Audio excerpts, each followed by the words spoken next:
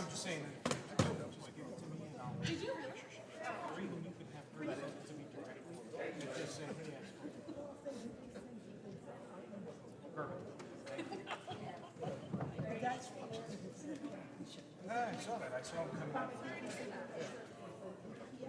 You next. Yeah.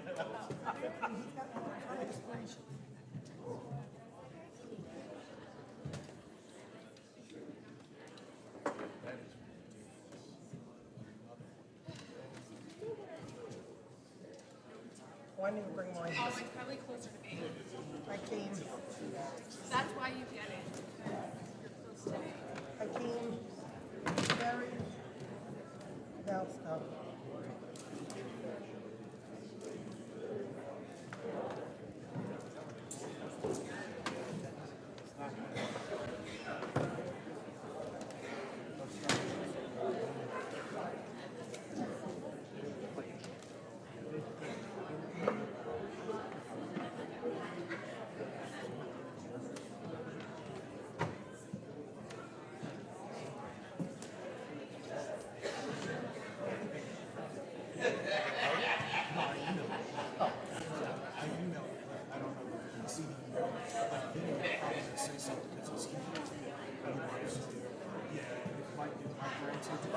Jim Jackson. I'll probably say something.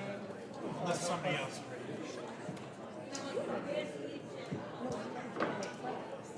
No, we're not. You don't agree with me? Get the hell out of here. Jack, are you and Mike participating in Yes. You know? One of them's gonna run the new book. I think it's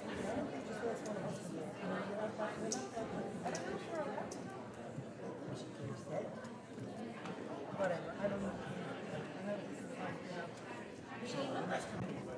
I have no idea.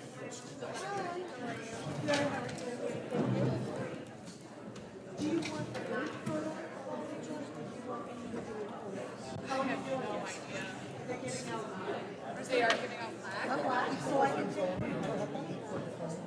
You know how many people it is? how many? There are 40 tickets. 41 and 40. So, well, I'll And then you're gonna say But I can something. also do. So we have two presentations, slideshows. To say something about all the people. I want Zach to go first. I want to get the kids out of here because they got homework. I don't have a problem. Student government first. Jackie, just so you know, we're speaking about 10 or 11 people who get tenure this year. The other people have gotten tenure in the last few years, but because of COVID, we weren't able to honor them. So you're just saying that.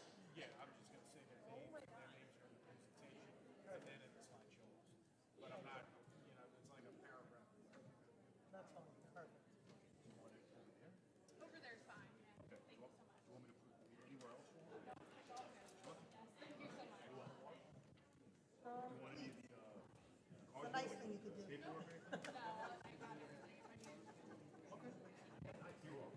Sometimes. I'm super. No, Carousel is a nice person. Me? No, me and Brian. Brian, no way.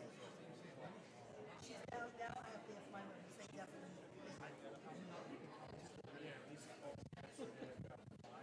Well, you're nicer than me. That helps. You feel so much better. Oh my God.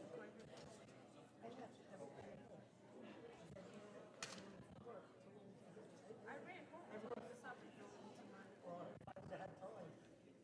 Especially with No, I ran home at 2 o'clock.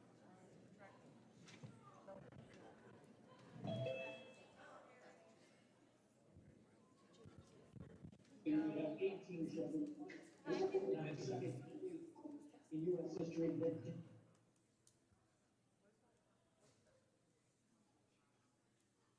Good evening, everyone. Is everyone there? No. Dr. Adams. We're gonna have to eat back and happen.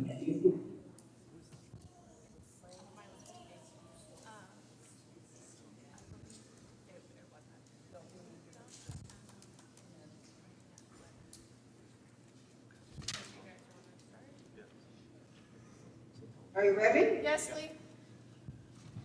Okay, I would call for a second. Motion and a second to reconvene the public meeting. Have a motion? Motion. Second? All in favor? Aye. Aye. Aye. Ryan, who would like to lead us in the pledge of allegiance, please? Ryan? Yes.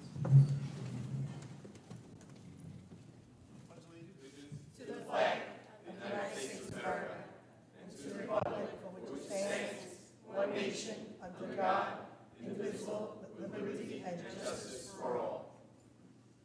And a moment of silence for the military, please.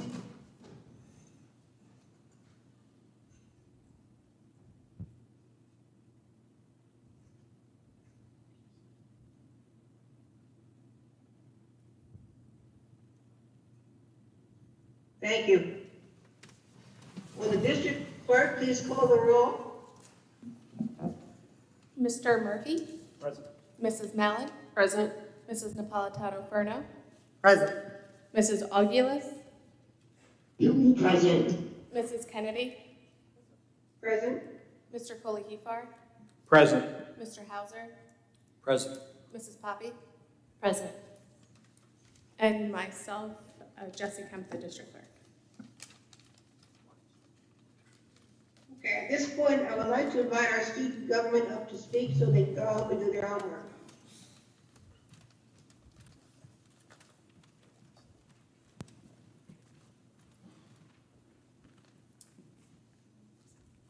Hello. Student government embraced Teachers Appreciation Week, which took place the first week of May. We created custom labels that had words of gratitude, and we individually wrapped hundreds of chocolate bars in these labels, and we then delivered them to all of our wonderful teachers. Student government decided that we needed to boost morale during AP exams, Regents review, and finals preparation. So we printed a ton of large banners wishing the T-Birds good luck on their exams. These banners are hanging large and proudly in the small gym, the main hallway, and the guidance suite. These banners will remain until the end of the school year. Speaking of boosting morale, we wanted to close out the spring with a final Spirit Week after much student inquiry. We held this Spirit Week from May 16th to May 20th.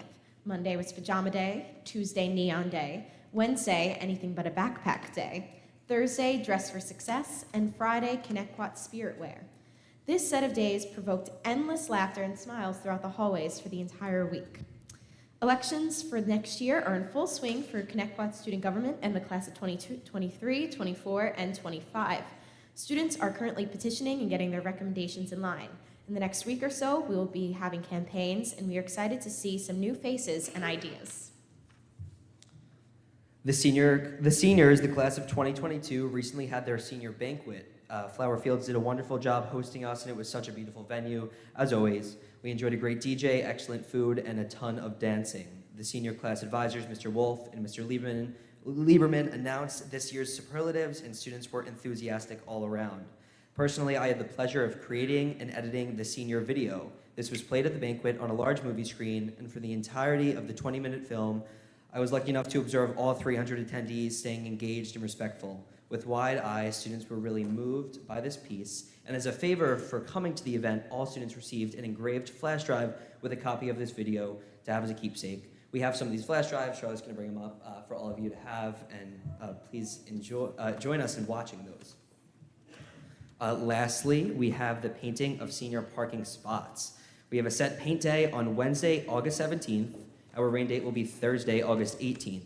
We understand that many students have other obligations, such as work, so within the contract that students signed for this fundraiser, we've included a time period after paint day that students can come in on their own time, just making sure that they clean up after themselves, aside from that paint day. We allowed all students, regardless of their license status, to paint a senior parking spot this year. I know that was a suggestion that you had given us.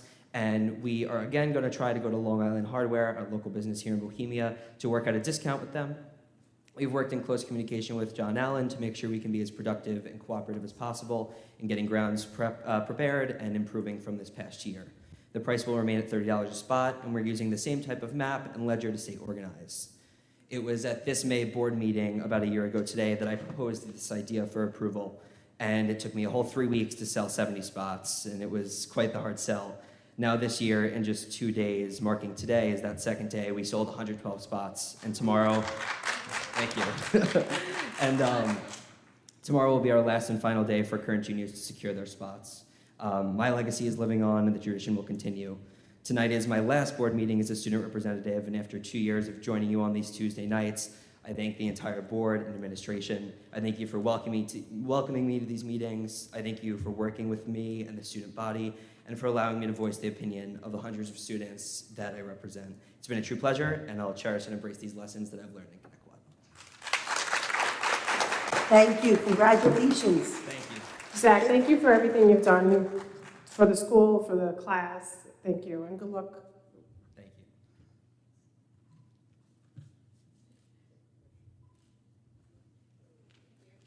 And good luck to you in the future. Okay, I call for a motion in a second to accept the minutes of the May 10th, 2022 Board of Ed meeting. May I have a motion? Motion. Second? Any questions? Okay, all in favor? Aye. Aye.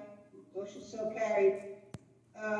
Reza, will you present the candidates for tenure?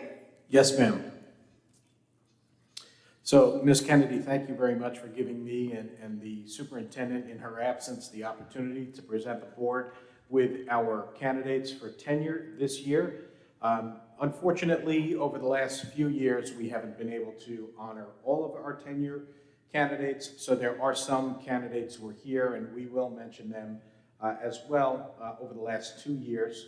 But for this year's class, tenure class of 2022, I wanted to discuss a few things. So, Jesse, the next slide, please. The most important thing that we do as school administrators is select and tenure teachers who will impact thousands of students in their time at Connecticut schools. We take this very seriously. The candidates before you today have been selected carefully, provided with countless hours of professional development and mentoring. They have been evaluated by the members of the administrative staff and have been worthy of tenure in the Connecticut School District. Each candidate is spoken about by his or her primary administrator. So our first tenure candidate is Jessica Alcon. She is a special ed teacher at the Edward J. Basti Elementary School. Now, Jessica, I feel like I need to embarrass you, so please stand up so that the board can see who you are.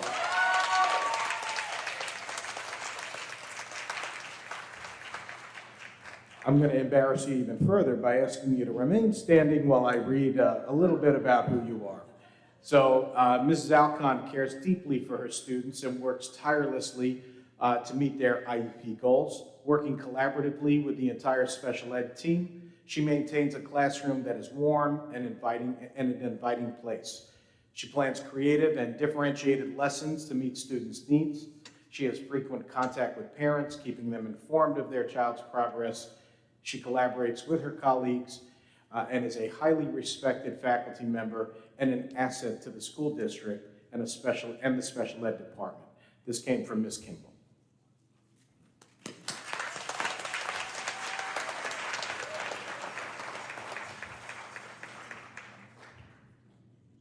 Jesse, next slide, please.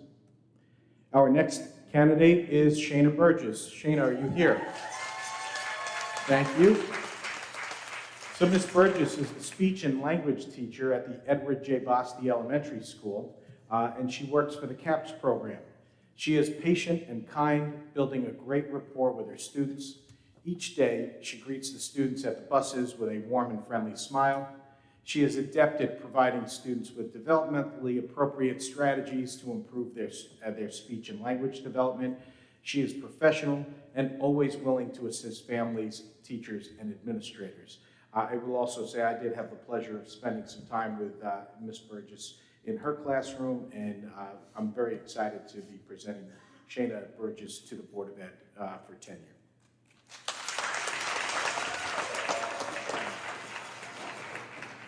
Our next tenure candidate for the class of 2022 is Amanda Greengrass. Amanda Greengrass is a special ed teacher at the OBMS.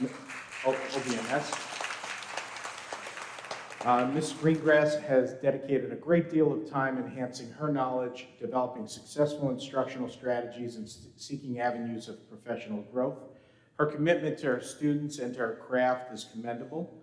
She differentiates her instruction to meet each student's needs and goes out of her way to ensure that they are grasping the concepts. She supports and advocates her students throughout aspects of their intellectual, social, and emotional development. Amanda is another one that I had the pleasure of seeing in action. Actually, Amanda, I believe that I saw you on the first day where students weren't in masks, and it was a little crazy, right? On that particular day. Well, you know, she did an outstanding job. And again, I'm excited to present Amanda Greengrass to the Board of Ed for tenure.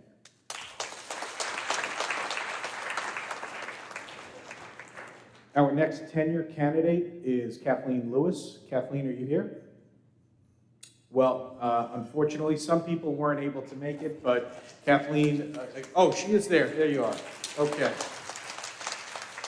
So Kathleen has demonstrated pedagogy that is child-centered and standards-based. She uses a variety of methods to best accommodate the various needs of individuals within a diverse group of students. She is a reflective practitioner as she evaluates her own work and strives to improve herself. Katie demonstrates a love for children, and she clearly places their needs above all else.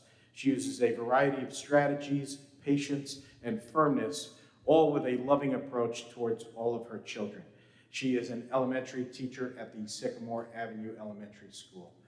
So again, I'd like to present Kathleen Lewis for tenure.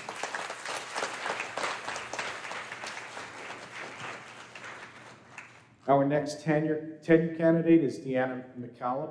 Deanna is a music teacher at the Edward J. Bosty Elementary School. She sets high standards for her students and then provides them with the tools they need to be successful. She provides lessons that are clear, explicit, and cognitively engaging.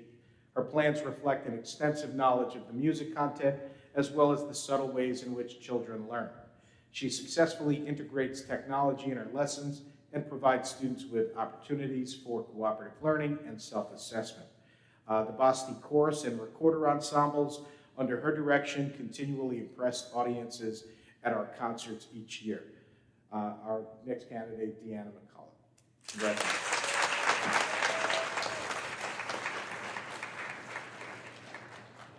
Our next tenure candidate is Mr. Vinny Osmers. Mr. Osmers is an art teacher at the Connecticut High School.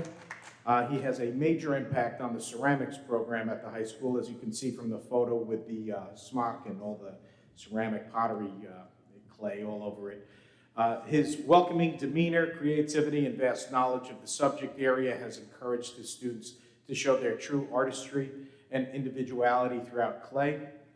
His influence on the program goes beyond the work in his classroom. He is always willing to help others when needed most, whether it is visiting other buildings to maintain kilns throughout the district, help chaperone a trip at the last minute, or working collaboratively with other schools on projects.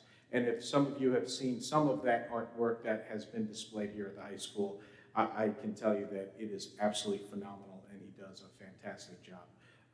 Vinny, congratulations. Good to you. I also do promise to hold myself to that. I'll be over on a Friday when you're doing that pottery stuff, so I promise I'll get there. Our next candidate is Miss Victoria Pappas. Victoria, I don't believe is here, but again, some people weren't able to be here. She's our educational technology specialist who works with teachers and students district-wide. She continues to shape the landscape of our culture surrounding educational technology in the Connecticut School District. She is involved in developing the teacher's capacity regarding practices in technology integration, but is hands-on with students as well. Ms. Pappas is an innovative, creative leader who is able to help teachers take effective, worthwhile lessons that have always worked in their tried and true form in the classroom and breathe new life into them by including technology. So that's Ms. Victoria Pappas. Our next candidate is Ms. Kaylin Quigley. Kaylin is a special ed teacher at the Cherokee Street Elementary School.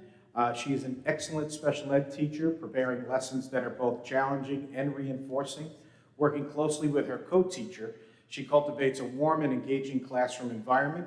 She continually refines her craft as a reflective educator. Ms. Quigley brings much passion, professionalism, and love to our school community.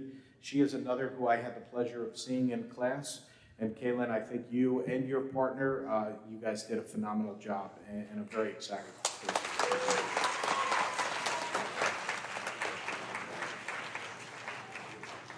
Our next tenure candidate is Ms. Janelle Richter.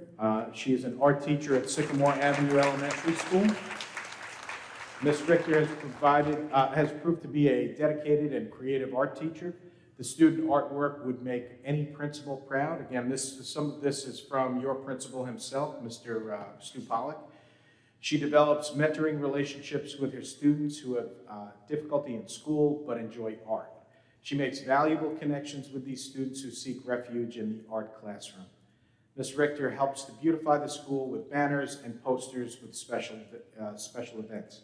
So again, I'd like to present her as a tenure candidate for 2022.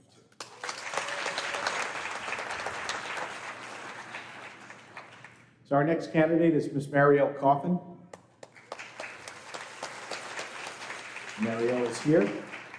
She's a school counselor at the Oakdale Bohemia Middle School. I knew her as Marielle Tutino, and she got married, so congratulations.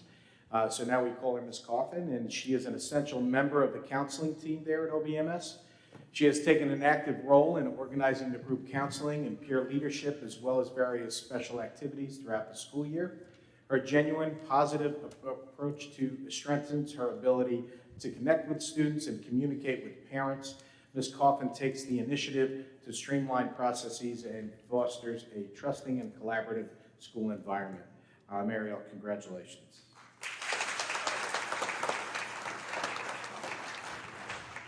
Our next tenure candidate is Ms. Christine Wright. Is Christine here? She is. She is a reading teacher at the Idle Hour in Oakdale Bohemia Middle Schools.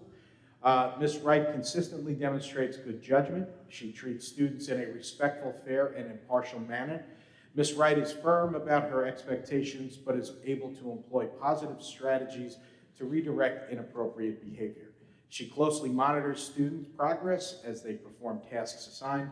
Ms. Wright is a professional, has a positive attitude, and an extremely strong work ethic. Thank you very much, Ms. Wright. We're excited to present you as a candidate for tenure. Dr. Adams, would you like to take over, or you want me to continue? You're doing really well. Thank you. I'd like to see that in my evaluation at the end of the year. So our next tenure candidate is Ms. Siobhan Guida. She's a special ed teacher at the Connecticut High School. I don't believe I saw her here. Is that correct? It is, by the non-response. Thank you. However, Ms. Guida has dedicated her time to developing and improving the programs of our life skills students. She works collaboratively with her colleagues and building staff while providing a nurturing environment where students are excited to come to school. She is an innovative teacher who uses a variety of strategies and makes her teaching more effective. So that's Ms. Siobhan Guida, presented for tenure. Our next candidate is Mr. Chris Walsh. Mr. Walsh, you here? You're reluctantly standing up, but thank you. So Mr. Walsh is a phys ed teacher at the Slocum Elementary School. He demonstrates pedagogy that is child-centered and standards-based. He works to create an environment in the gymnasium that is welcoming for all students. He is encouraging to all and makes great efforts to embed character education traits within his lessons. Mr. Walsh has proven to be an effective, reflective practitioner who strives to grow as a professional. Mr. Walsh, thank you, and I'm very excited to present Mr. Walsh. So there are, as I said earlier, there are some candidates that we are sorry that we missed in the years that we weren't able to have our gatherings. In the 1920 school year, here are some of the teachers who received tenure over that period of time. We have Kimberly Krakow, Melissa Dell'Iasola, Michelle Germanario, Michelle Leach, Erica Piacentini, Santini, I apologize, Stephanie McNamara, Vanessa Perry, Raven Savage, Amanda Stibe, Elizabeth Talamo, and Christine Nguyen. If any of them are here, could you please stand up and be recognized by the Board of Education?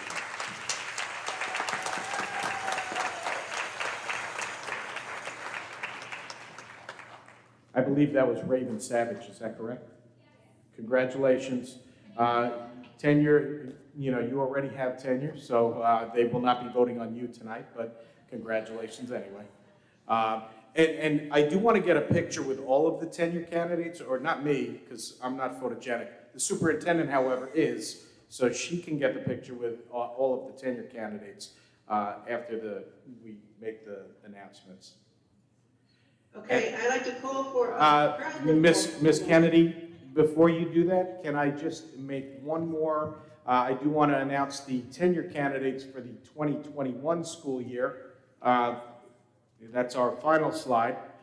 We have 2 more slides after this, actually. So in the 2021 school year, again, unfortunately, we did have a presentation for them, but they weren't able to be here due to our COVID restrictions. So those candidates were Nancy Coleman, Amy Duteau, Jean Guerin, Lori Harned, Rebecca Coons, Mia Lagravenice, Nicole Mamino, Elise McGuire, I believe Elise is here too, Kim Nofi, Monica Ojeda, Jennifer Pancota, Yasmin Rutkowski, Suzanne Sommerhalter, Michelle Stella, and Stephanie Xavier. If any of them are here, please stand to be recognized by the Board of Education.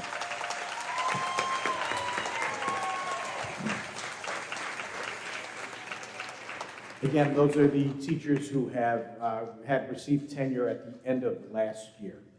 So finally, Ms. Kennedy and the Connecticut Board of Education trustees. Oh, I'm sorry, that's Dr. Adams' slide. Sorry. Now it's my turn. So, it's not turning. Here we go. Mrs. Kennedy and the Connecticut Board of Education trustees, I, the superintendent of schools, enthusiastically present this group of candidates for tenure to you for your consideration and action. Mrs. Kennedy, please call for a vote. May I have a motion and a second to approve the conferring of tenure in accordance with the applicable provisions of education law to the individuals previously presented? May I have a motion? Motion. Second? Second. All in favor? Aye. Aye. I didn't hear all the ayes. Aye. Aye. Aye. Congratulations. Congratulations. We have some certificates. Congratulations. Come on down. Dr. Adams, before we do the certificates, we do have one more video of our tenure candidates that we'd like to present the board with. So Jesse, if you can present that. And then we do, as Dr. Adams said, we do have certificates for everybody, and we'd like everybody to come down and again take pictures with the superintendent and the Board of Ed.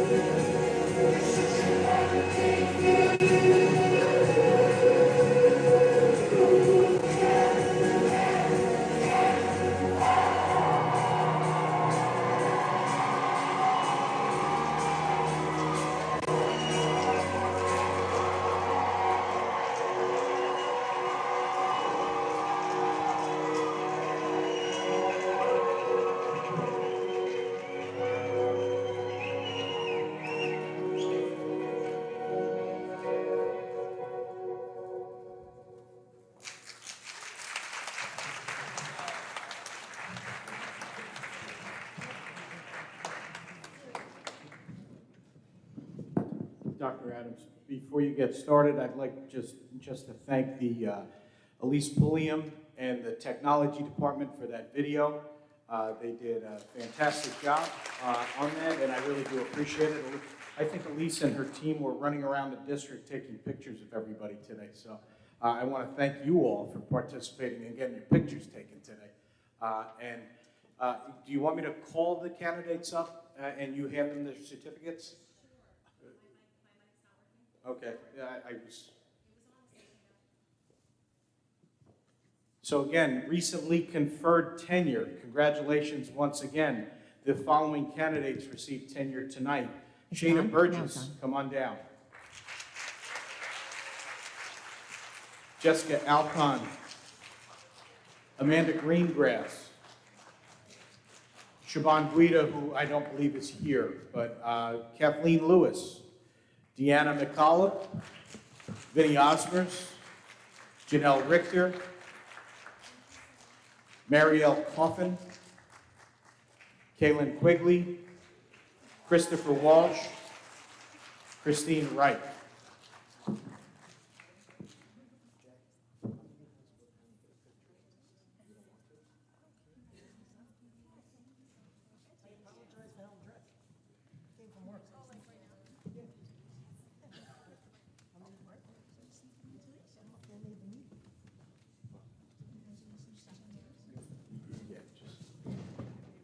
And then those tenure candidates who had received tenure prior to this year are present, I believe, are Raven Savage. Come on down.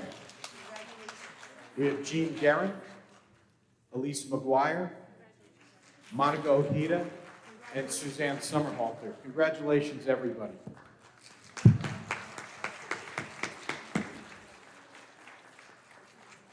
So I'm going to invite Mrs. Pulliam up to the mic because I know she has something special to say to this group of folks. And I know that I just talked to Mrs. Poppy and that you probably will be angry that I call you to the mic, but I'm going to do it anyway.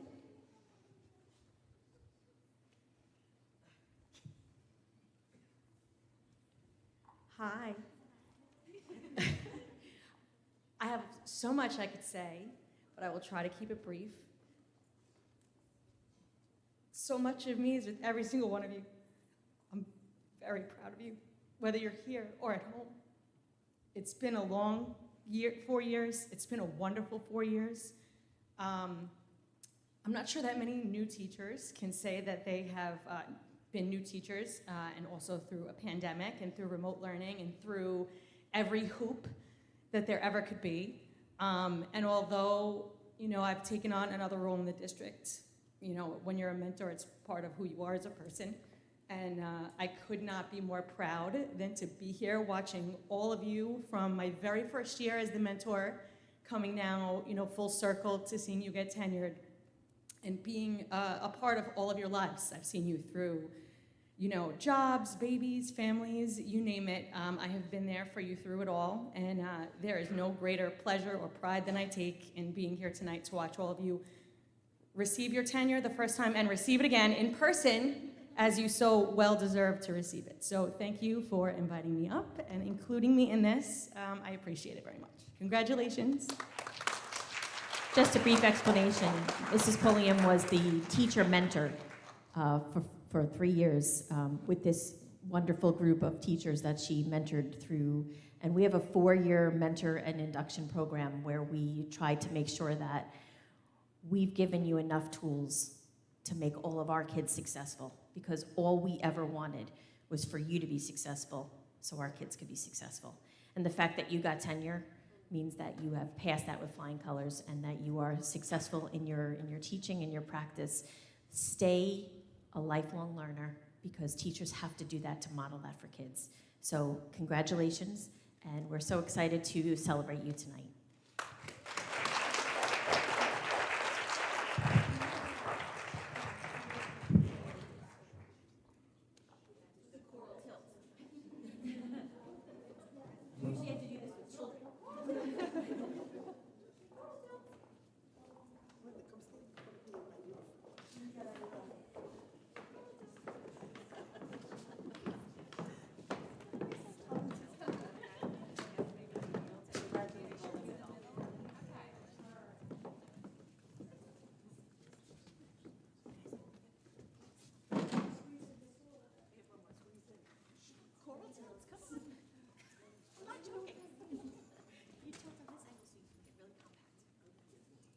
right?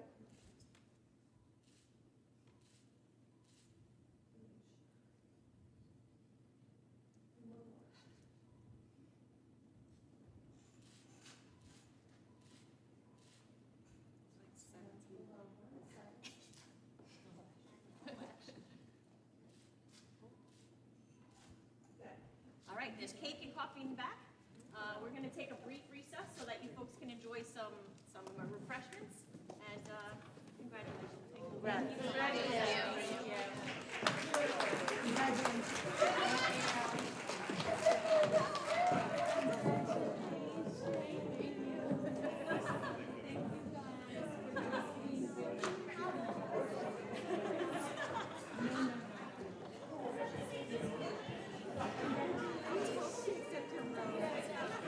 Thank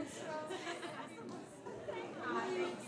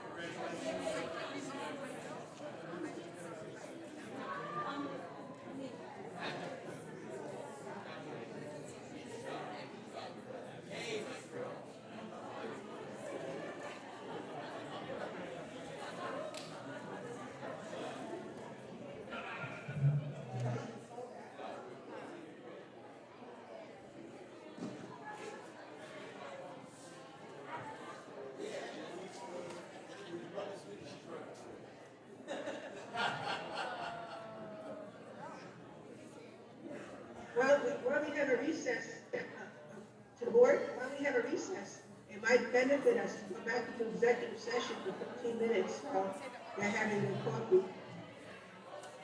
Now, I'd like to make a motion in a second to move back into executive session so we can finish off the business of the day. Anyone hear me?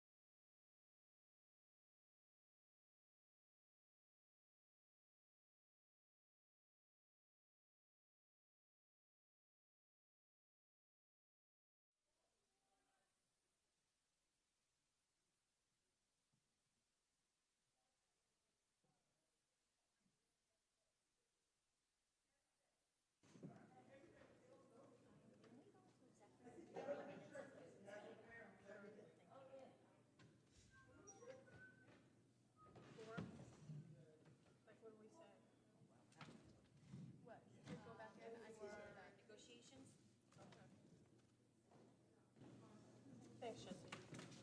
I mean, I didn't answer the question, but I can help it how it goes. Dr. Adams,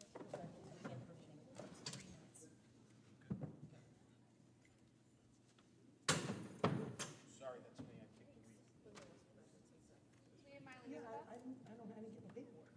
Let me know whenever you need me. Yes. Nobody sent anything to my house. Was supposed to go to my house and nothing came. Okay, so, moving on to discussion items. Board of Ed topics. I have COVID, I'm not into talking, but middle school center career day was great. It's nice to see. Jackie, you wanna take over? I got to go to the RMS one. I would have loved to go to OBMS as well, but it was the same day. I heard both were excellent. I actually went as a parent for my profession, and I could just tell the kids were so enthusiastic. What an outstanding program to have for them. I thought it worked out really well, especially on the half day. And it gave them, you could really tell that they were interested in seeing what was going on in different fields. And for those who didn't know what they really wanted to do yet, it was absolutely okay. And those that want to do something, but again, could change their minds a year or two from now. It was just, I really thought it was done excellent. I heard OBMS's was done excellent, and I would love to see them in the future and maybe make it over to OBMS next time.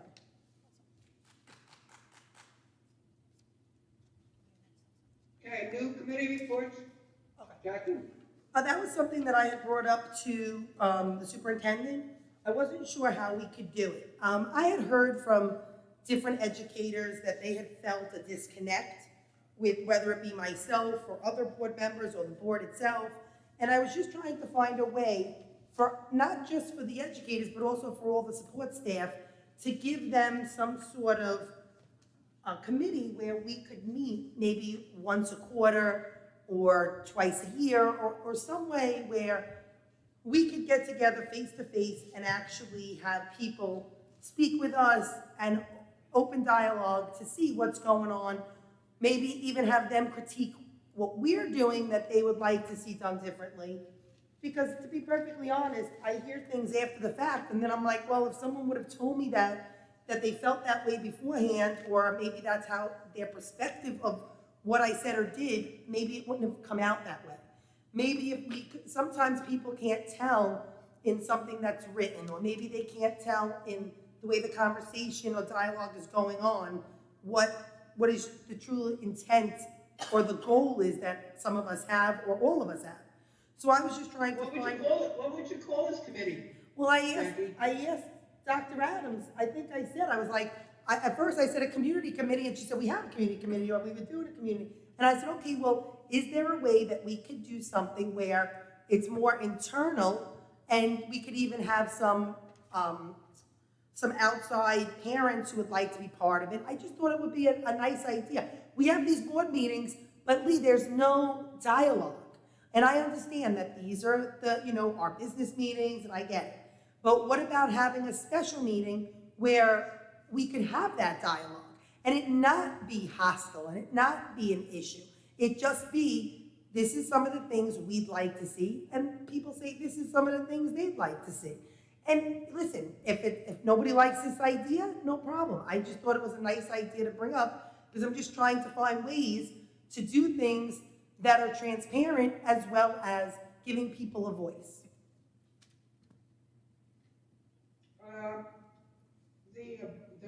What do you call that, Linda, that every year, the NISBA? You go to NISBA for that convention? Yes. Yeah, You learn a lot of what I think that you're talking about, Jackie. yeah, That's where you get most of your learning from outside of Connect Quad. Yeah, there are ways to have a board have workshops, and there's also a way for the board to have a town hall. And then there's, at one of the NISBA conferences that I went to, they were talking about programs and having board members at separate tables and having different people to be able to sit down and talk about a program that they wanted to hear and think about. But it was kind of like a workshop that was set up in a large arena, like a high school cafeteria, and multiple tables, and people moved to different board members' tables to talk about a topic of the day kind of thing. So let me think about that a little bit more and kind of give you guys a proposal as to how we could do it. And even if we just did it, you know, sometime toward the end of the summer or in the middle of the fall sometime, and just have one as a model, and see what we can do as a pilot. I would love that. Like I said, I just wanted to try to give everybody a voice who's looking for it and maybe feels like they're not being heard.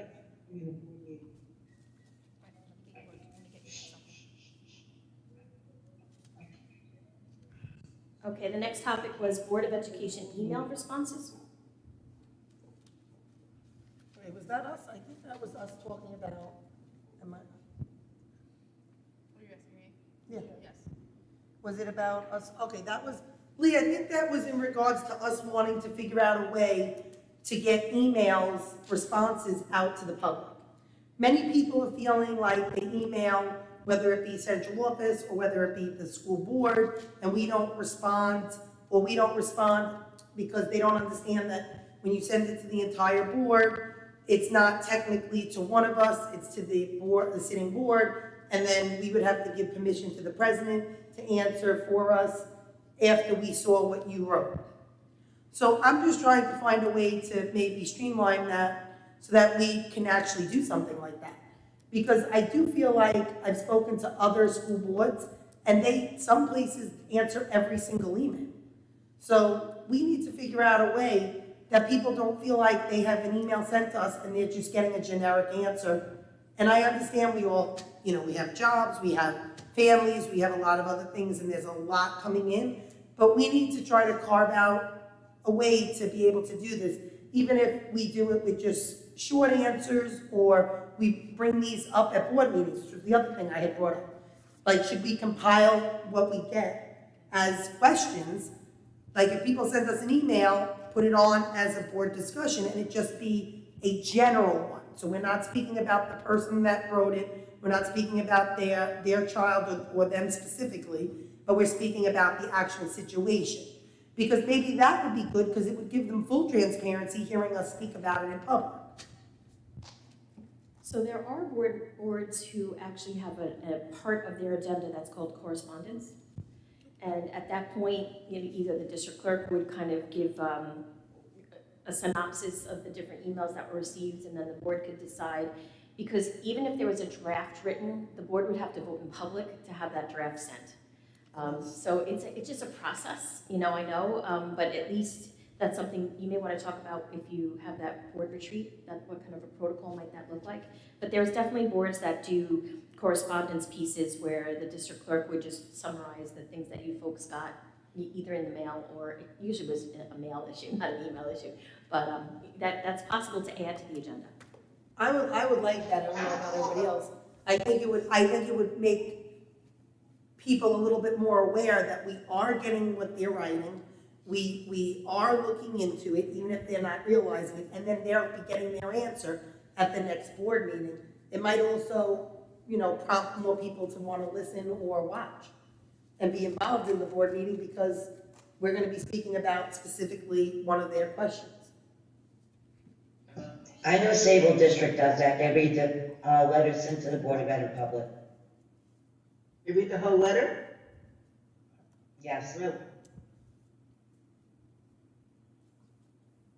You folks get a lot of emails. I'm not sure you'd want to read all the emails that you get for every 2 weeks, and sometimes we only have one a month, but we could certainly do some kind of a synopsis if you wanted to vote on putting, at least piloting a correspondence section on the agenda. That would, we could, Mrs. Kemp and I could work on that. And also, some of those emails, I'm sure that people writing them don't want them published. Right. That's very true. Right. Yeah. Well, that's why I said I like I wouldn't use anyone's name. I just like the idea of taking out just the piece about what the question is, so that you're really not targeting any one person, because maybe we have had times where we get like several emails about the exact same thing. So what I'm saying is we could tailor it to just answer the questions from correspondences as just answering the questions as they came. Or or looking into the concerns that some people might have, without getting into the specifics so that no one person feels like they're the person being spoken about. We could try it. I think there'll be less complaints this year. Last year was abnormal amount of letters coming in. So do you want to vote It on was that? not, Do you so want- we could try it. Do you want, I'm do getting, you want to vote on you need putting a that on the consensus agenda? on this? I think it's changing your agenda, so I think you probably should. Have a consensus? Yeah. Okay, so we need a consensus to connive the proper words? You just need to give us authority. So I have authority from one board member. You have authority from me, I'm a yes. I'll provide authority. I also would just like some guidelines as to what is being released, because this could be used in a way where someone Right. says, I'm gonna send an email, because I know they're gonna read it, so everyone reads it, and it could just start something that is not really going on. Yeah, I thought of that also. Well, I don't want to read the whole, like I said, I don't want to read into everybody's emails. What I want to do is just say there's an email sent. Say somebody, I'm just using this, is complaining about, I'm just using lunch, for instance, a lunch or an issue at lunch or whatever the case is. They tell us that, we bring it to Dr. Adams. Dr. Adams answers it the way I put things on for the board agenda intentionally, because I'm trying to answer a lot of people's questions. So sometimes I think it would work better if we did something like that, where then she could give the actual correct answer at that time. Maybe even stopping some people from wanting to speak at public comment because we already answered their questions. So Without let's do reading this. everything. Let's Go ahead. Ms. Kemp and I work on what that would look like for the June 14th meeting. And we'll send it to you folks in an update as to what we would actually have selected from those emails so that you could see what that looked like before we actually put it live on an agenda. Perfect. Does that make sense? Right, some looks some are very political. Yeah, so we wouldn't pull those. We would pull the ones that are real questions that people would want answered as the public. So let's just do Ms. Kemp and I will do a mock-up of that, and we'll see if you like what that looks like, and we could then start in September rather than, you can see what a mock-up would look like. Absolutely. Sounds like a plan. I'm not looking for us to pull out something that if somebody is specifically being targeted or somebody is specifically being, let's say, yelled at or whatever the case is, that's not something I'm talking about for correspondences. I'm talking about people have an issue, we address the issue itself, and if more than one person has that issue, maybe it stops everybody from asking because now they have the answer. That's all. Can I just, would we get the emails also, or would you hold on to them and then? No, we still get them. No, I would share No, well, because Dr. Adams was saying how some school districts hold on to them and then present them during the correspondence section of the meeting. So I was just trying to, Not email, usually like physical mail. yeah, so I just wanted to clarify and just find out. I'm definitely for that, like I definitely am, I was a strong advocate for responding to emails in the first place, so, yeah. Okay, the final subject was put on by Mrs. Augelis. I actually have two experts in the audience. I have Mrs. Pisani, who's our interim director of PPS, and Mrs. O'Hara, who is our director of special education.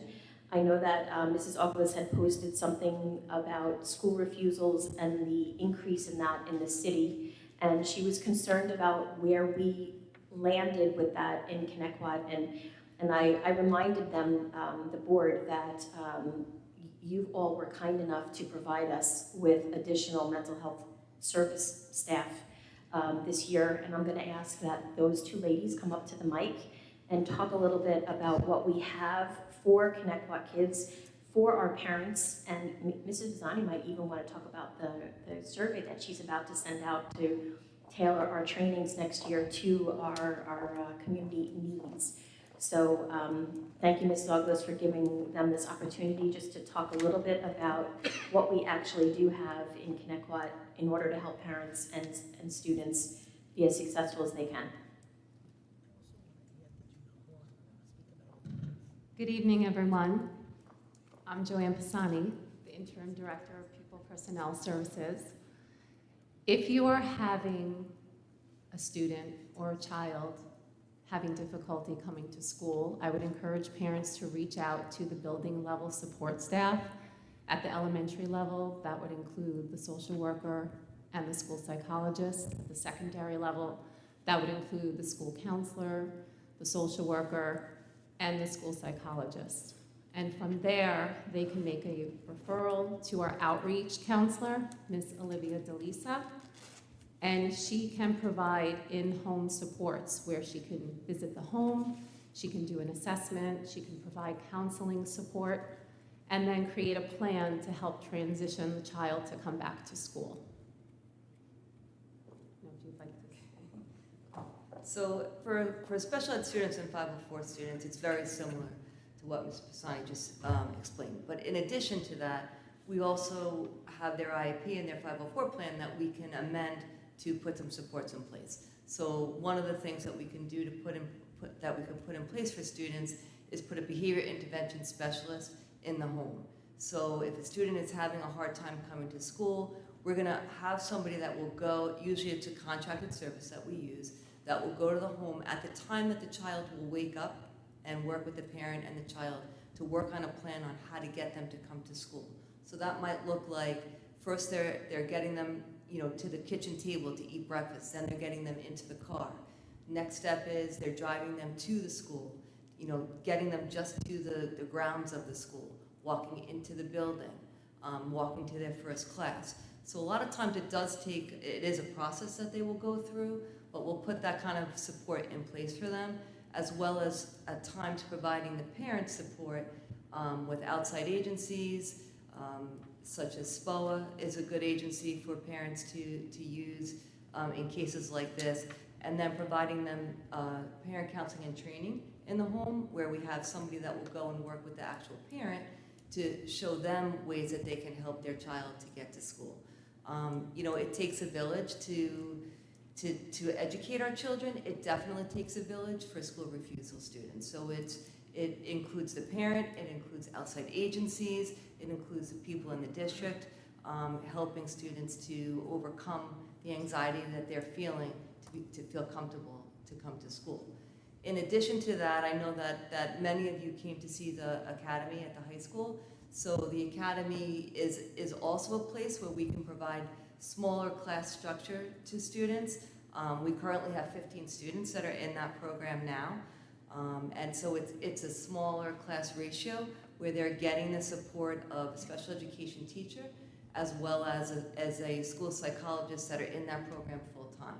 So that they're going to provide counseling on that moment. The child's having some kind of a issue or a problem or some kind of anxiety, they can see the counselor right then and there.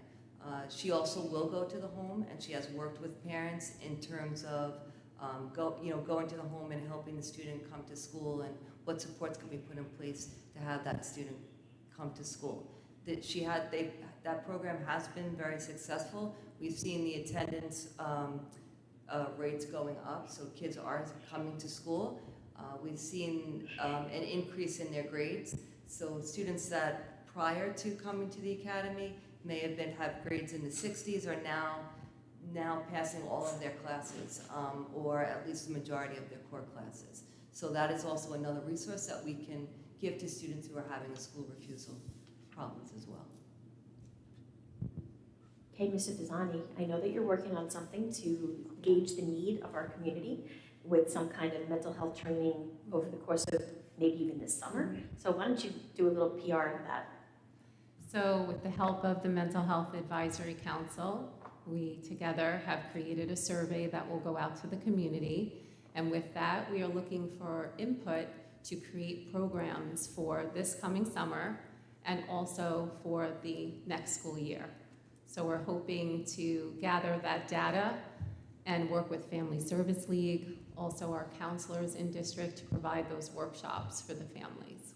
So that will be going out shortly. I think we have a go on that, Dr. Adams, for the survey. So parents in the community, please look out for that survey. And if you can complete it, that would be much appreciated.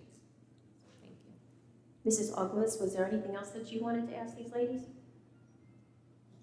Well, what's concerning is that I noticed that children, if there is an off balance or, a disruption in routine is what promotes these type of school refusals.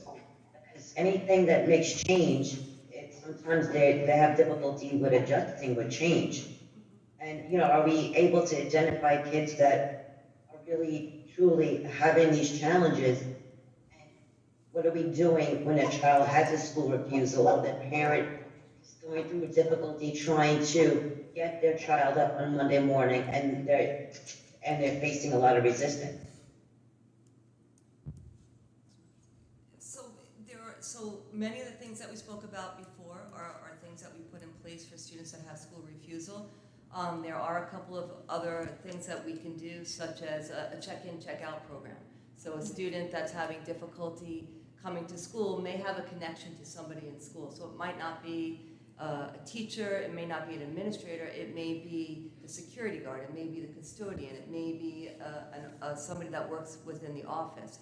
So having them kind of meet with that person when they come into the building and developing a plan of, if you come to, if you're in school and you come on time and you come to 3 classes and there's some kind of a reward at the end of it, or something that the child will gain at the end of it that is highly motivating to them, will help to bring the students in school as well.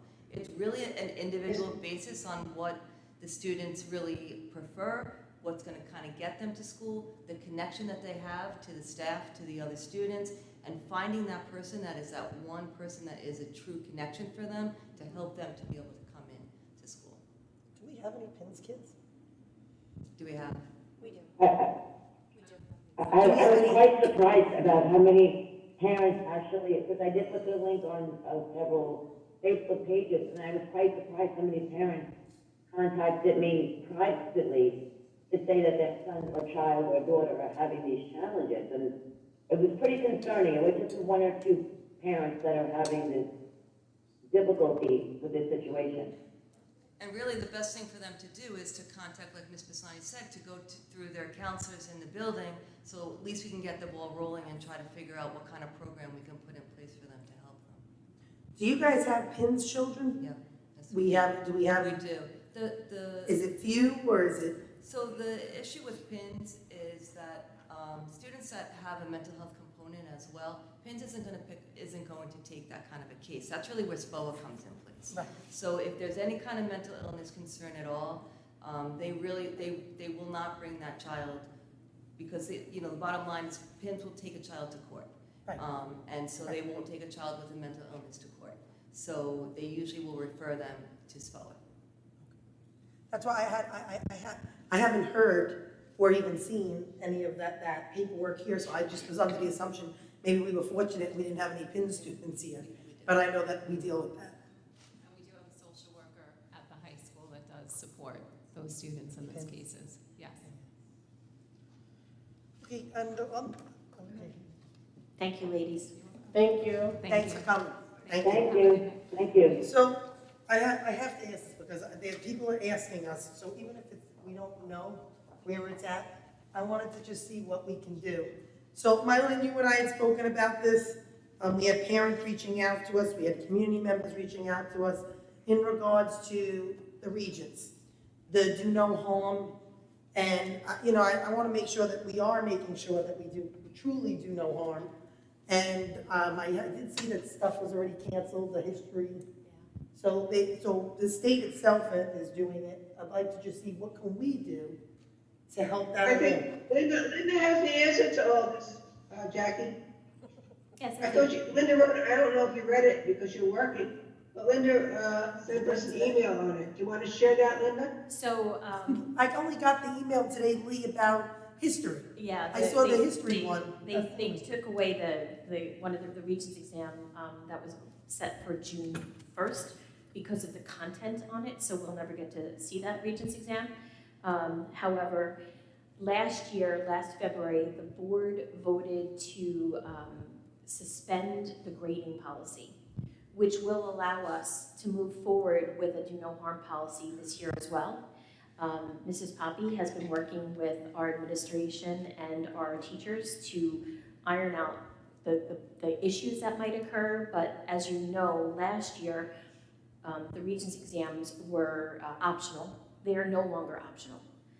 However, in order to do no harm, we will be looking for not using the Regents exam in the calculation of a student's, bless you, of a student's grade point average in that class unless it helps them, which is what we did last year. But there's a lot of moving parts when it comes to that. There's also a waiver that students need to apply for. This only came out to our attention on Monday of last week, that a student who receives between a 50 and a 64 on a Regents exam can appeal to use that grade as a passing grade provided they pass the course. So we are, again, working with our administration and teaching staff with all these moving parts. It is likely that I, as a superintendent, will appeal for all the kids. That way it doesn't have to individually be appealed by the students. There's a way for the superintendent to actually appeal for every child. And so we're looking at all that again. We just got this information about a week ago. And then they also came down with the fact that there would be no APPR calculated this year. So we're allowing our students and our teachers to have another year to breathe and know that, you know, education during the pandemic was not what it was before the pandemic. That's just the reality.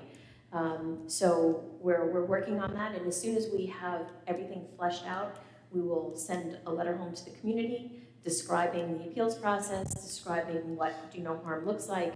But because the board allowed us to suspend that policy last February, we can move forward with that without having the board have to act on anything in response to that.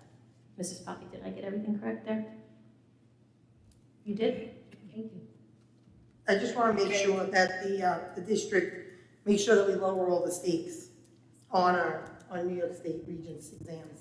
I want to make sure that the kids they get a fair shake this year, because again, if the state itself is canceling them like they did with the one you said to us today, then, and also I had read that the New York State Education Department made it clear that a trend of many suburban schools averaging Regents scores into course GPA is not what was intended by the Board of Regents or New York State Education Department.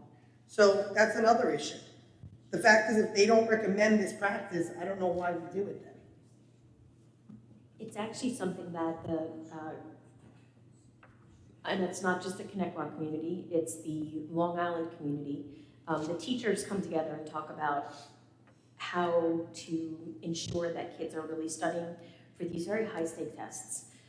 They haven't been high-stake in a while, but they are high-stake. If they do not pass the mandated tests, they actually cannot graduate from a New York State high school with a Regents diploma. So it's something that we can certainly put together a committee. Once we're out of this, the New York State Board of Regents has determined that kids will be able to appeal for the next two full school years. So not only this June 2022, but all the way through, I believe it's August 2023, they'll be able to appeal that to that 50 to 64 range in value and the test score. So at that point, certainly we should have a committee that looks at the grading of the way we calculate our GPAs. Perfect. I'd like to sit on that committee. Okay. Lee, if I could just bring up a couple of things for board discussions. So I just wanted to let the community know an update on the speed bumps at the high school. John Allen unfortunately couldn't be here today, but he did let me know that this Thursday at the high school, they're going to tear up the current speed bumps and they're going to lower them an inch and soften the profile. So that's taking place. Also, just a reminder, for Sunday, June 12th, is the Connecticut Thunder Run, hosted by the Connecticut PTA Council. So it'll be a fun event. Hopefully a lot of you can make it. So I just wanted to remind the community about that. And I also wanted to bring up the Cherokee Wellness Day. And also Duffield. And Duffield's Wellness Day. So Brian, Jackie, and I were lucky enough to go and be a part of their day with them, and it was just such a great day. There were smiles all around. Everybody was doing different activities, and yoga was involved. Cherokee had The dogs. they had pets of. They had a donkey at one point. There was a donkey. And those chickens. There was chickens and rabbits. They were just. And they had it for Marisol every little age group. So from K to 2, they had the chickens and the rabbits. From 3 to 5, they had the donkeys and the goats. And they also had therapy dogs from Long Island Therapy Dogs. And they were amazing. And we actually have one of our social workers at the high school who is looking to bring therapy dogs to the high school, which I think is an amazing program. And I would like, with consensus from the board, to invite Ms. Nicole Coogan to come and present her presentation of the therapy dogs. Mine's an absolute yes. I would, As per I would like that. As for Cherokee and Duffield, they were both excellent wellness days. Thank you for bringing that up because I meant to and I forgot. I absolutely loved all the animals. I know that Marisol likes standing next to me holding all the animals, but So here's the thing. There's strokes for different folks. I am not an animal lover, but I did appreciate all the people that loved seeing the animals and holding them. I stood next to Jackie when she held the rabbit or the chicken or whatever it I was. love animals. So I have to tell you, and I loved seeing the kids and their love for them. Same, and I would not advocate for them because absolutely. I am not. I have a picture an of Jackie. animal I lover. will say that I absolutely loved, I loved what went on at Duffield. I loved that they did yoga. I loved all the things they did there. And then I appreciated going to Cherokee, and it was different. So it was nice seeing the differences. We saw some likenesses, but then it was nice seeing the different spins in the different buildings. What I really loved I was, think there should be animals in all buildings. Lee, I think we should do dogs. Why doesn't all 7 schools do that? I gotta tell you, I understand that I there agree, are Lee. there are people that may have allergies, so that could be an issue. I totally understand that. But I have to tell you that I absolutely loved the therapy dogs the best at Cherokee, just because Cherokee is one that had the animals. I thought the little donkey was adorable. I thought having chickens and rabbits for kids, it was a beautiful setup. But I have to tell you that I really did love the dogs that they brought in for the staff. I think it was nice. It was so nice for us to go in and be able to see that and also get a feel for it. And when the high school did their wellness day, they had therapy dogs here, and they were just so well received by all the students. And I would just love to see them be brought in and hear Ms. Coogan's proposal. Well, I would like to advocate for next year to have that program brought here. I know that I spoke to Dr. Adams about it when we were at Cherokee. I had said something to Dr. Adams about it right then and there, that I thought it was a great program, and I took one of the dogs have little baseball cards, it looks like. I took one of them home.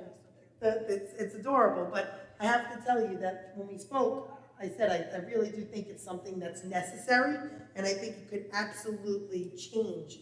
And Sachem does it, and I've only heard good things. Yeah, so I had an I opportunity. saw it, they do it in Sado.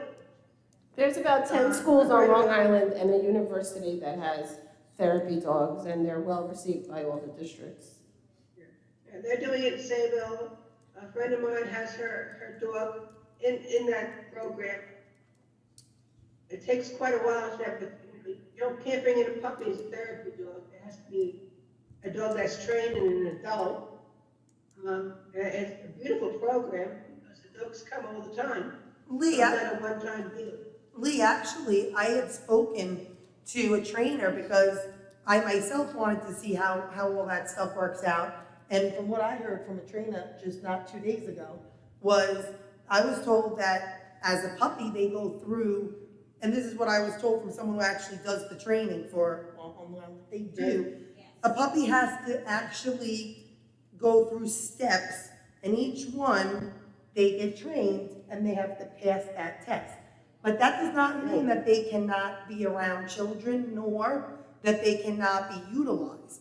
Puppies can be utilized maybe in a different manner than the adult dogs, but they can absolutely still be utilized. I heard that it actually has worked out very well in other schools where they have trained them from a puppy up, and they get comfortable with the building. Well, she has a 6-month-old puppy, and she started the training. Oh, is that home? So it's still a puppy at 6 months.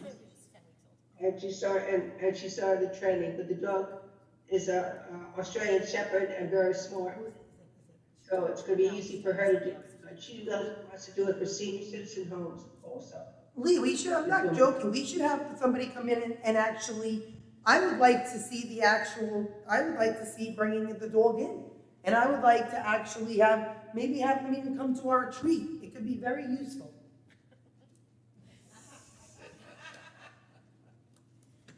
Listen, you can bring a happy goat in. I like animals. Animals. I'm with you, see, we agree, I'm with you. Bring the little goats, I like them too, ask Marisol. If I may, I'd like to do a shout out for Beats for Liam.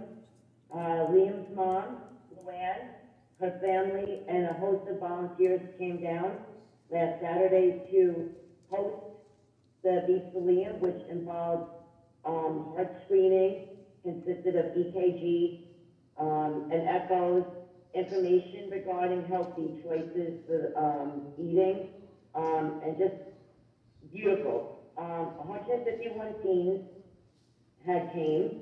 16% were evaluated with an on-site echo. So it tells you that there is a concern about our teens and that, the importance of having your child go to a pediatric cardiologist at least once a year, get a baseline, and this way repeat it again the year after, because it could potentially save lives. Again, I just want to do a shout out to Luann, her family, and the host of volunteers. They did an amazing job, and I'm proud of the amount of work they put into this. Yeah, it was well. I heard it was well attended. Can I also jump in with something? So I want to congratulate the marching band on an amazing showing at the Hershey Park Music Fair. We had the kick line, the color guard, and the marching band all received superior ratings and first place finishes. Which was fabulous. And that's why we shocked you didn't do it, so I'll do it for you. There were also some special awards given out to the following sections. The drum majors, the woodwinds, the sousaphones, and the auxiliary, as well as Alyssa Wright, Maria Carta, and Isabella Fitzgerald for their feature in the kickline routine. So congratulations to how well they did, our folks in music in the parks. Oh, I have to say this. So I have to say, I should have said something, and I apologize, I should have made my list here. But it was excellent to see the band, the kick line, the color guard. I even posted some video and pictures that I could take when I was there. But it was so nice to see the kids walking around Hershey Park smiling. It was super, super hot. But everybody was having a good time. Really, a shout out to the teachers and the chaperones, and Mr. Malafonte was there too. To all of them, they did an outstanding job. I have to tell you, they had 100 kids? It was over 100, right? They did an exceptional job with keeping these kids busy. They went to Turkey Hill. They went to the chocolate factory. They did so many great things outside of just competing. So they got to compete, and then they got to pretty much have time with their friends, the educators, the chaperones. It was just amazing. Thank you so much for taking the time away to do that with them. Sorry, I have one more thing. So today was the county track meet, and our boys team came in first place. They are County A champions. The word is that the girls came in second place, so I just wanted to congratulate our boys and girls track teams and all the coaches. Great job to everyone.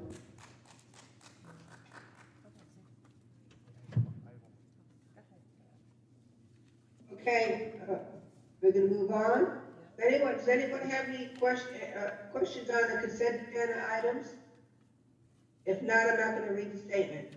No, it doesn't. I don't think anyone does. Doesn't look like it. I would move on to personnel matters. Call for a motion in a second to approve the instructional and uninstructional personnel items presented. Need a motion? Motion. Second? Second. Any discussion?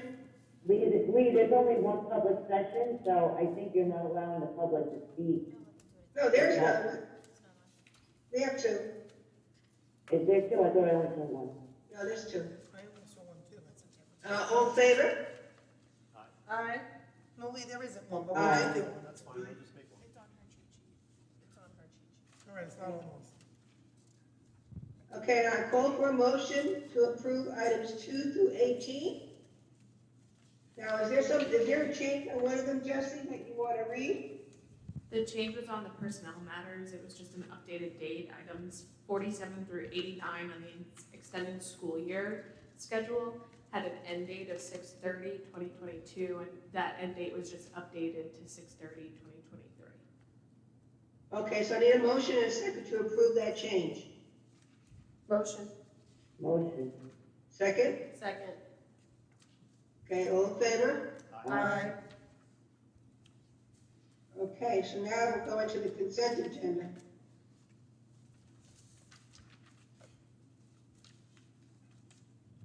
I need a motion and a second to approve items 2 through 18. Motion? I just have a question on one of them, for maybe Dr. Adams or Mr. House. Well, after you motion a second, I ask you if you have any questions. Okay, sorry, Lee, thank you. Need a second. Sorry. I need a motion and a second. Motion. Second. Second? Okay, any questions? Yes, I have a question on number 12. For Dr. Adams or Mr. Hauser. Just for clarification, the health and welfare in regards to 3 Village and Connecticut, it says that they're requesting $1,500 per student for kids that live in the district but go to a non-public school in the 3 Village. Correct. The contract states from September 7th, 2021 to June 24th of this year. So is this past, are we paying for something that already took place? Yeah, there's a catch-up period of time where school districts send out these contracts. So it is this school year that you're approving this for. Okay, and what school is it that's a non? The Starting Brook School? Got it. Okay, cool, thanks. Okay, any other questions? No. All in favor? Aye. Aye. Aye. Okay, motion so carried. Okay, point. I open the floor for the public to comment on a portion of the agenda. I'm not gonna read the whole thing tonight. Is there anyone that wants, is there number one? There is. We do have a few people in the audience. Ms. Kennedy, I'll let you know. Okay, I can't. This is why I told you, I warned you that this word. First, I just want to say congratulations, Jackie, for running a campaign with integrity and truth. Second, I want to say as a community member that the CTA leadership should be embarrassed, should be ashamed of their actions during this whole campaign, up to and including the Newsday article that came out today.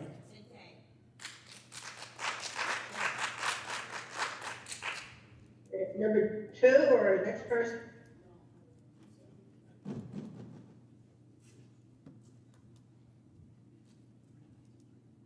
I would like to also congratulate Jackie. Thank you very much. And I agree with what she said. The CTA should be very embarrassed about the slander and the stuff that was going on across all the internet. But I thank you, and congratulations to all the teachers who made tenure. Have a good day. Okay, anyone else? Yes.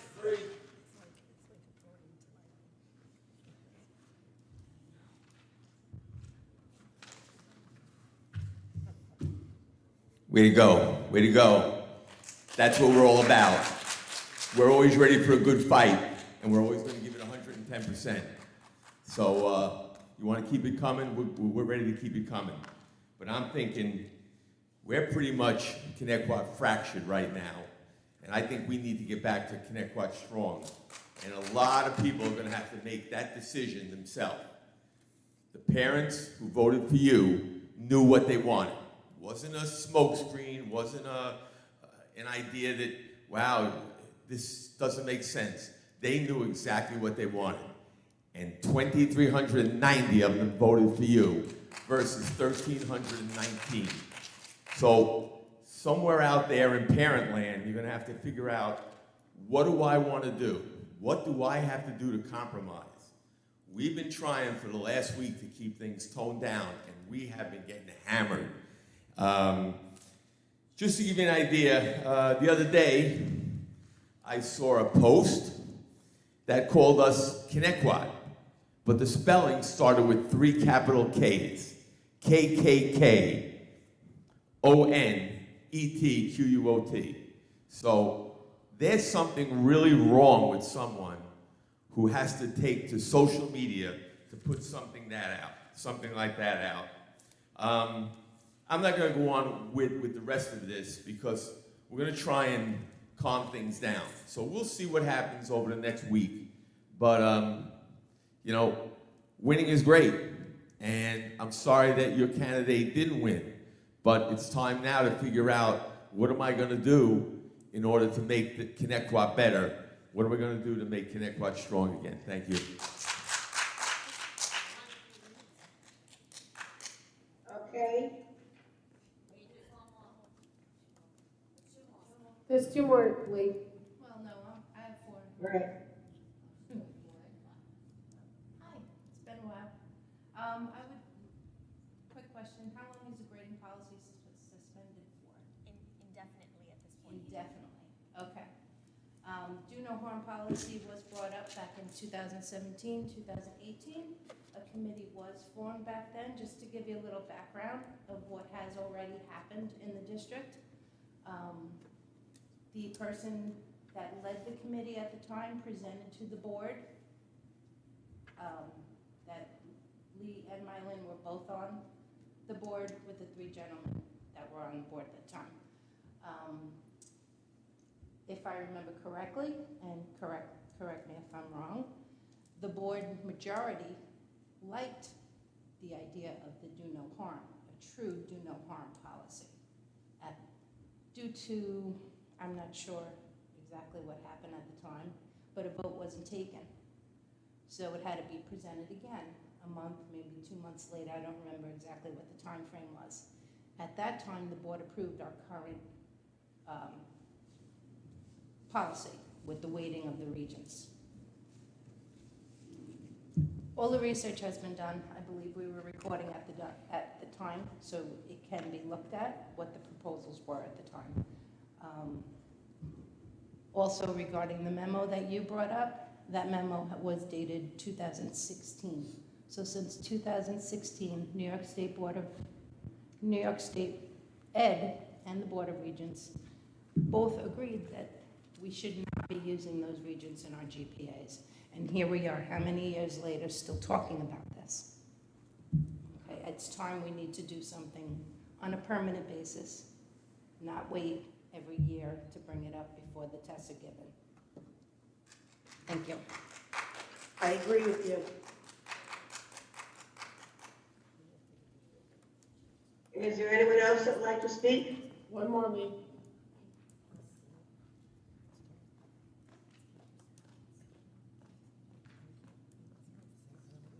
First, of course, congratulations, Jackie, of course, for running a phenomenal campaign on honesty and integrity. And it was an absolute pleasure to work with you, to help advocate for you. I want to go back to something that I've been talking about a lot lately. In the CTA meeting minutes from the April 12th meeting under Math Literacy Committee reports, it states that Ms. Poppy is steadfast in keeping the TC, which is Teachers College Program. It's the Teachers College from Columbia University has quite a few questionable courses, such as one that aims to have their students gather evidence, such as racial disproportionality, in the sites where they work and or hope to affect change. Another course addresses microaggressions and institutional climates, focusing on race, gender, and sexual orientation. A separate course I found is an internship for teaching English, and it publicizes the theories that will be reviewed during the class. Those theories are critical race theory, critical literacies, Black girl literacies, Afrofuturism, and culturally responsive pedagogy. Naturally, I investigated further and I found that the Teachers College also has a Facebook page, which just last week advertised the Professional Development Summer Institute designed to help educators more fully address students' academic, social, and emotional wellness through anti-racist teaching tools. I also found on the website an entire section devoted to making history with highlighted articles such as hitting racism where it lives now, the other stressor, violence against people of color. This one has a nice picture of George Floyd on it, how white supremacy in America feels familiar, removing racial bias, etc. And I really do believe that the district administration is sincere when you state you do not want critical race theory. I believe you, and I want to work with you to make sure it's not here. As far as this Teachers College, I have no doubts that perhaps in the beginning it was a great program, but at some point it changed over. It's now committed to the pursuit of equity and social justice. So the mission has changed. So I don't know what we're going to do about it. I would like somebody to have some oversight over this. This was just CTA minutes from 1 month ago stating that we're keeping this going. So I would hope that there's somebody in the Math and Literacy Committee keeping an eye on this, researching maybe an alternative literacy program that aligns more with the district and the parents.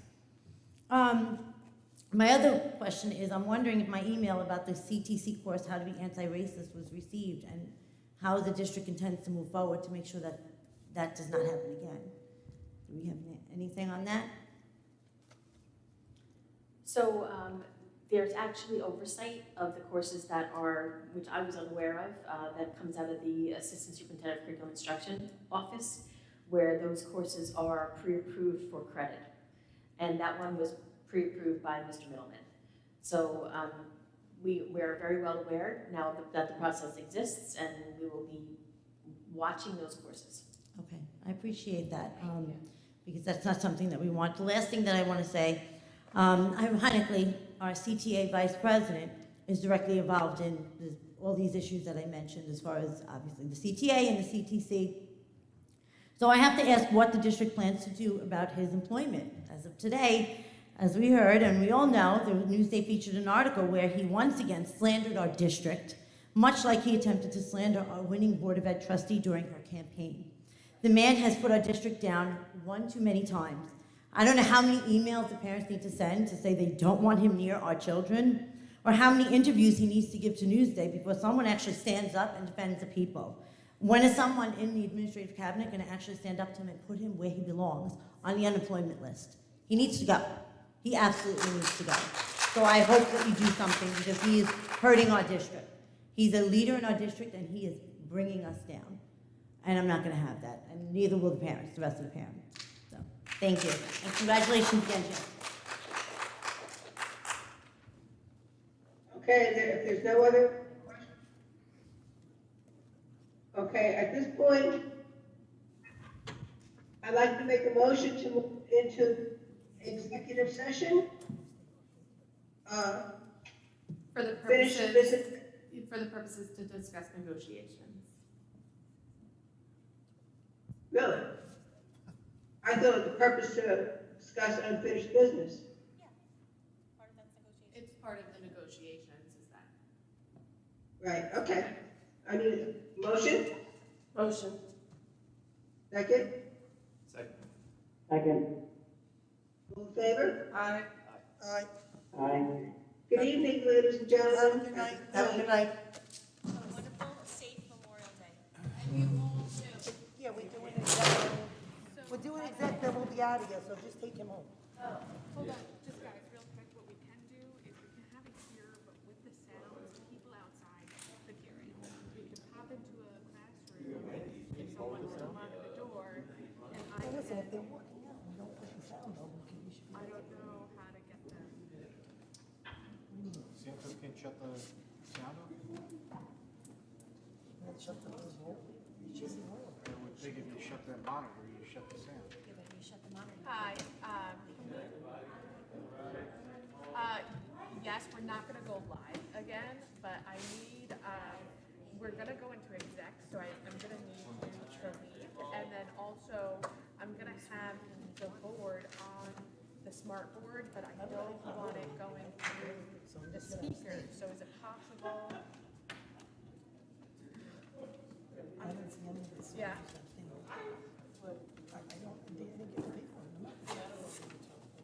Yes, please.